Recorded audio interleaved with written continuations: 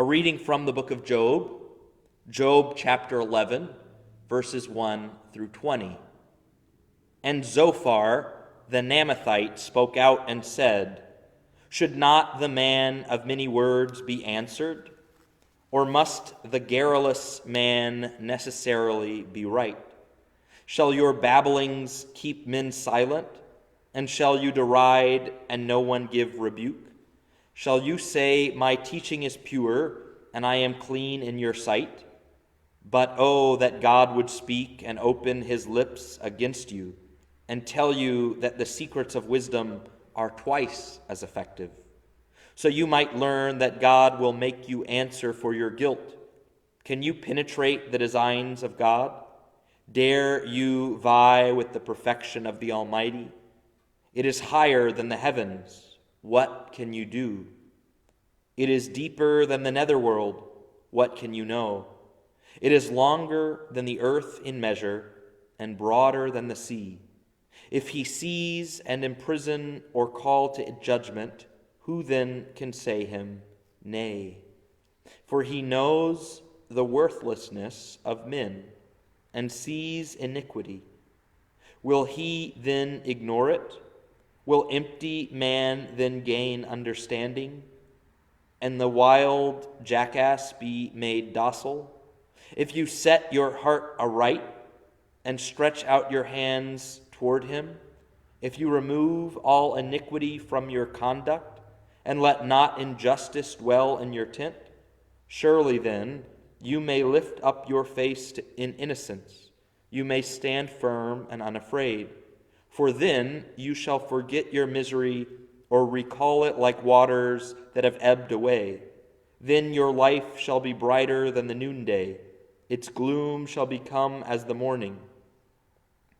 And you shall be secure, because there is hope. You shall look round you and lie down in safety, and you shall take your rest with none to disturb.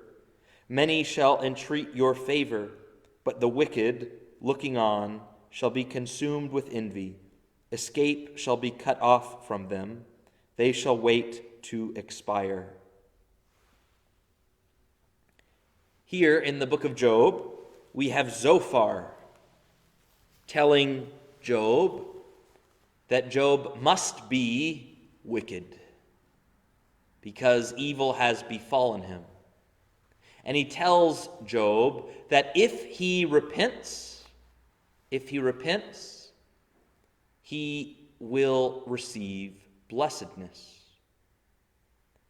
This is a position that he's putting in challenge to Job, who had just said that he was innocent, who had made his defense. And he makes something which is a little bit of a foreshadowing. He says, what do you want? Do you want God to come and speak? Because if God speaks, he will say that we are right and that you are wrong. Now, in the book of Job, God does come and speak. And what's interesting about what God will say in the book of Job is that he tells the people, the friends of Job, that they have spoken wrongly of the servant Job. But then he looks at Job and he says, your ways are not my ways, your thoughts are not my thoughts. And so he says, look, you do not know if I am being just or not. You do not know the full breadth, the full depth of my motives. And so it's an interesting position because when you hear it, you think, well, isn't Zophar right? Doesn't Zophar come with a similar position to what God himself will say? That God's ways are beyond the ways of Job. That God is far greater than Job can understand.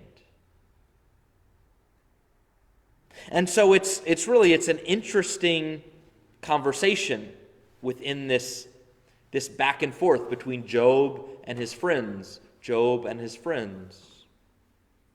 And it's something that should give us pause.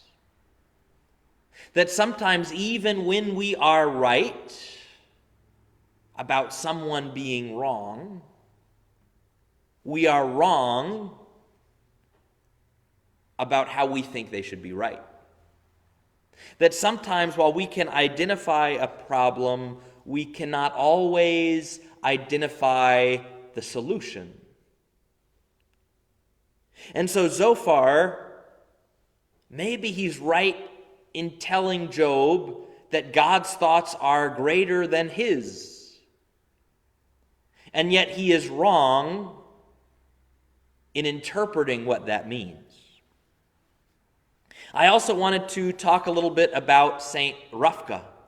It is her feast day today, Rufka, or in English, Rebecca. We celebrate today. And she was a religious sister, and she wanted to live a life of more prayer.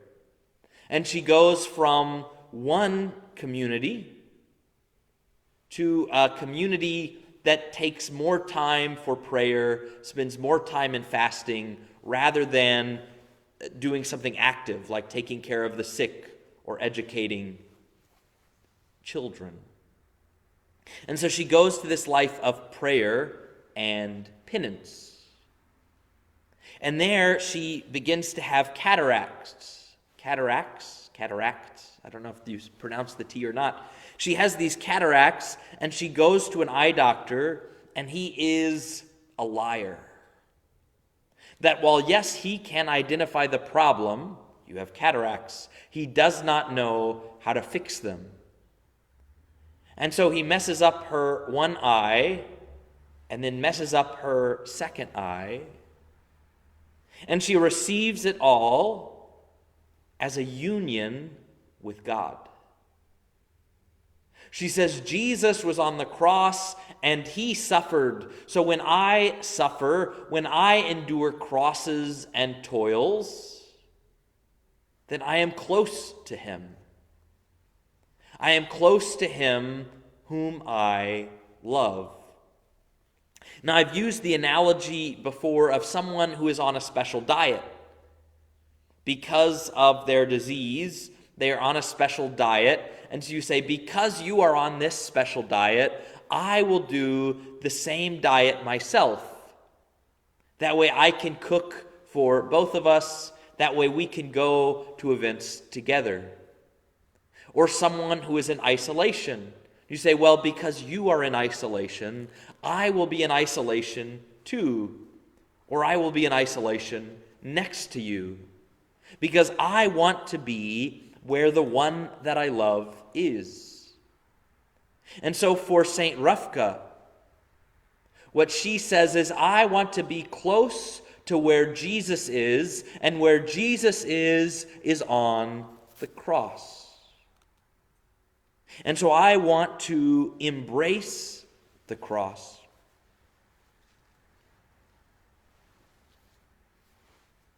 In Saint Rufka, we can see a good example of what we should do when we face crosses. We should realize that those crosses are closeness. That those crosses are closeness to Jesus Christ. That our trials are opportunities for conversion. That our struggles are chances for new life. That all of the small deaths that we make to this world by dying to self, by dying to our wants, are resurrections.